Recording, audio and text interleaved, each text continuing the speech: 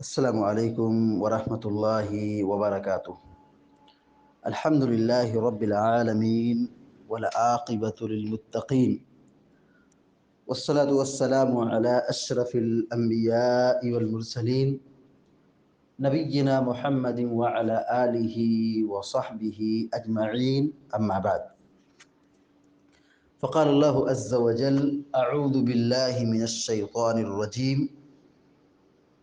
وإذ أخذنا ميثاق بني إسرائيل لا تعبدون إلا الله وبالوالدين إحسانا وذي القربى واليتامى والمساكين.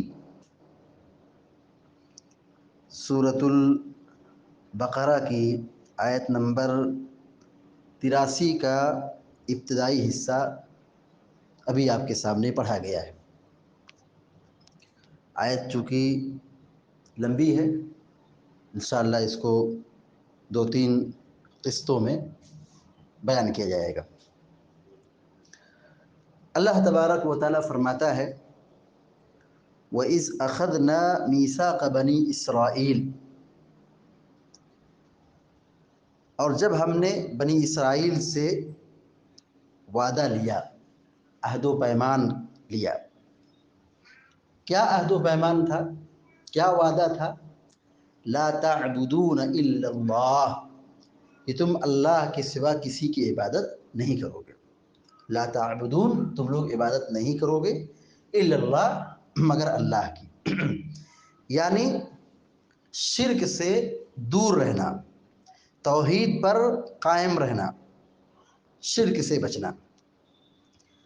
اور یہ وہ دعوت ہے، اللہ تبارک و تعالیٰ نے ہر نبی کو اس کا مکلف بنایا ہے۔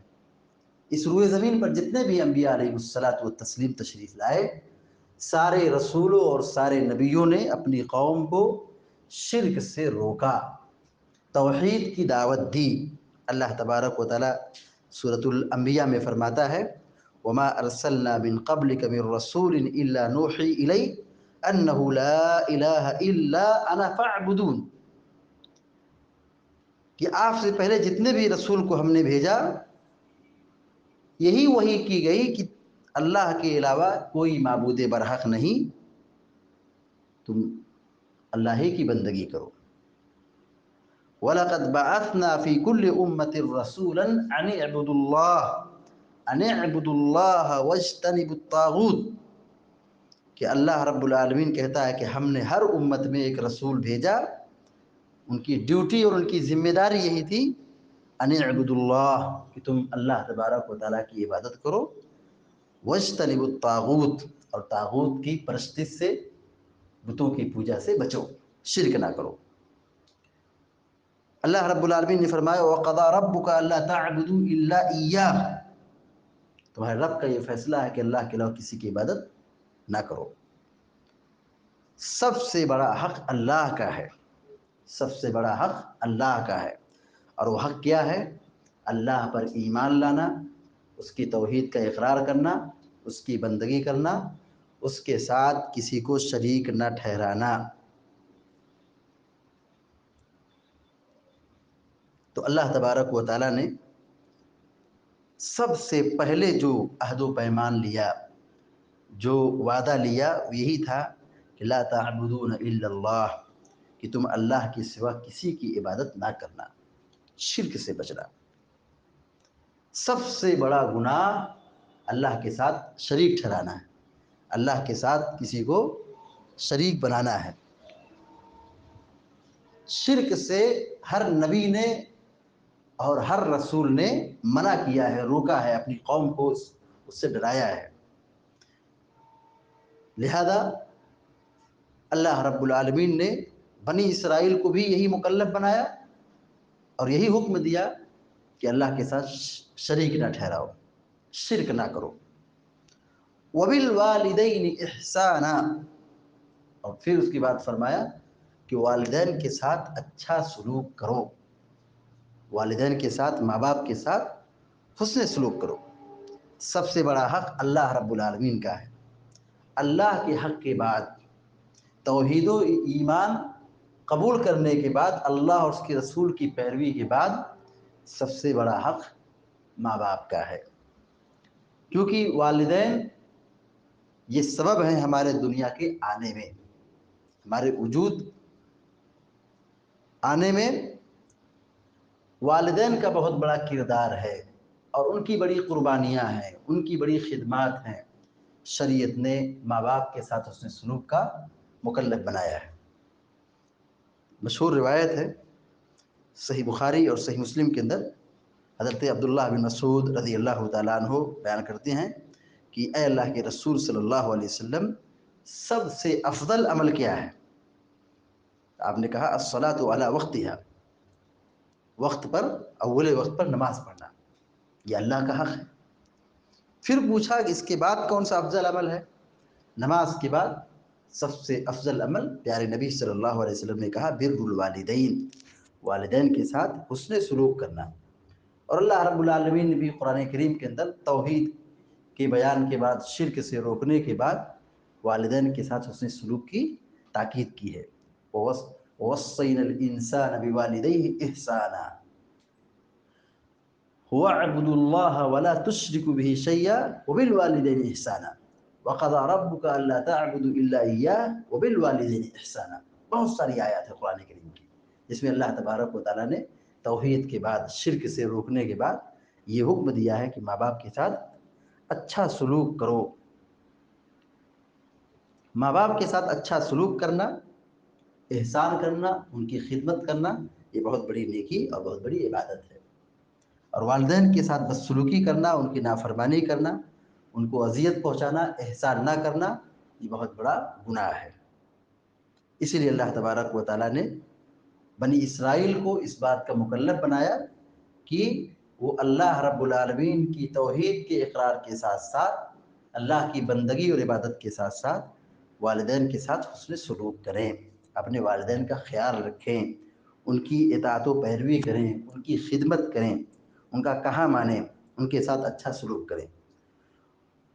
وَذِي الْقُرْبَى وَالْيَتَامَى وَالْمَسَاكِينِ، اور یہ کہا اللہ رب العالمین نے کہ قرابت داروں کے ساتھ احسان کرو۔ وَذِي الْقُرْبَى، قرابت داروں کے ساتھ، رشتہ داروں کے ساتھ اچھا سلوک کرو۔ قرابت دار، رشتہ دار تین طریقے سے ہوتے ہیں۔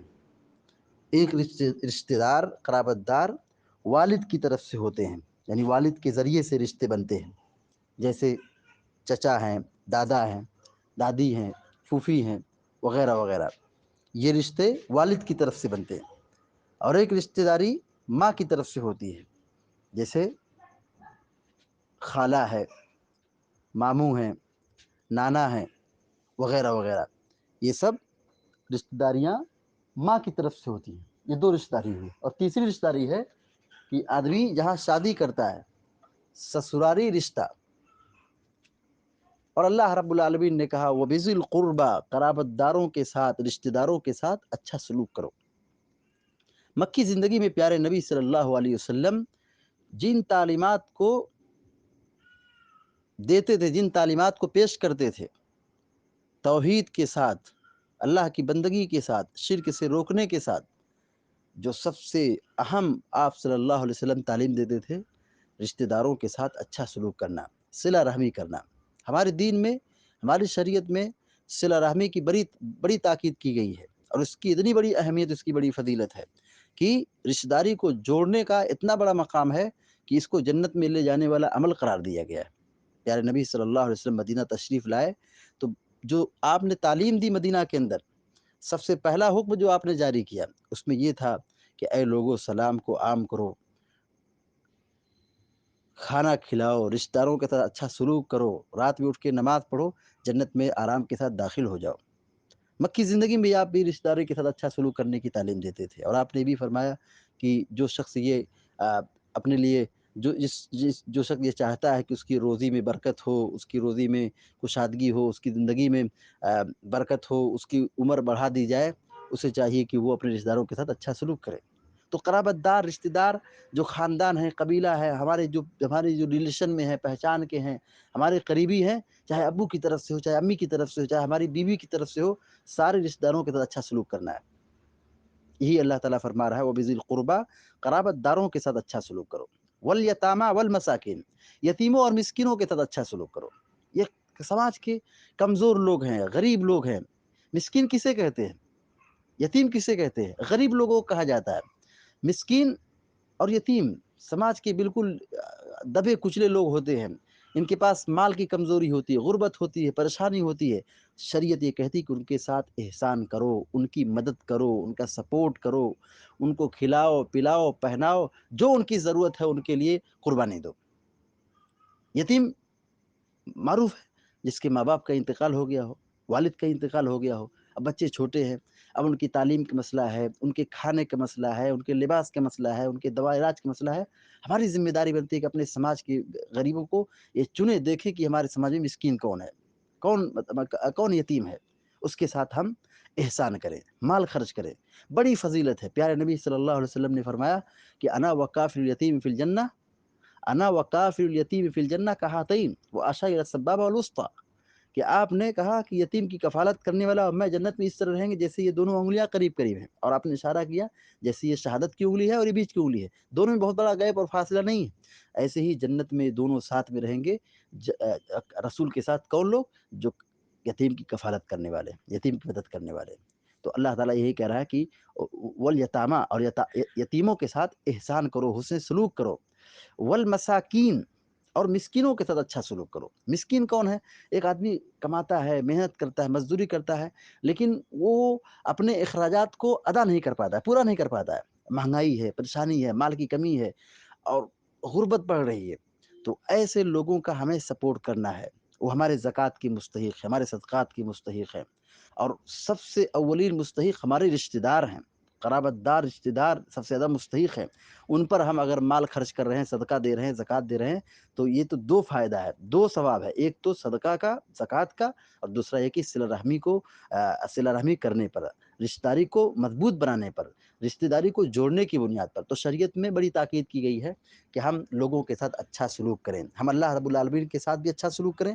وہ سلوک یہ کہ ہم توحید پر قائم رہیں، شرک سے بچیں، اور پھر اپنے جو قریبی رشتہ دار ہیں، ماں باپ ہیں، بھائی بہن ہیں، اور اس طریقے سے ابو کی طرف سے رشتہ داریاں ہیں، امی کی طرف سے رشتہ داریاں ہیں، یا ہماری بیوی کی طرف سے رشتہ داریاں ہیں، ہم تمام رشتہ داریوں کے ساتھ اچھا سلوک کریں۔ یہ اسلام کی بڑی جامع تعلیم ہے، اور یہ عہد و پیمان اللہ تعالیٰ نے ہم سے پہلے کی شریعتوں میں بھی لیا تھا، اور یہی اللہ تعالیٰ بنی اسرائیل سے عہد و پیمان لے رہا ہے کہ تم رشتہ داروں کے ساتھ اچھا سلوک کرنا، ماں باپ کے ساتھ اچھا سلوک کرنا، اور جو سماج کے یتیم اور بیوہ اور یتیم ہیں، کمزور ہیں، مسکین ہیں، ان کے ساتھ اچھا سلوک کرو۔ یہ عہد و پیمان ہم سے پہلے کی شریعت میں تھا، اور یہ ایسا نہیں کہ شریعت ان سے پہلے کی جو تھی انہی کے لیے تھی، ایسا نہیں ہے۔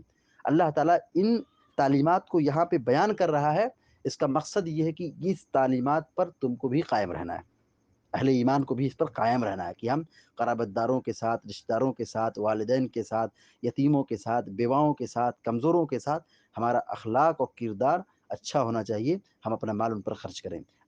انشاءاللہ کل کے درس میں آنے والی جو آیات ہیں، آنے والی جو باقی آیت ہے اس کو مکمل کیا جائے گا۔ اللہ تعالی ہم سب کو، آپ سب کو نیک عمل کی توفیق عطا فرمائے۔ وصلی اللہ علی نبینا محمد وسلم تسلیما کثیرا۔ والسلام علیکم ورحمۃ اللہ وبرکاتہ۔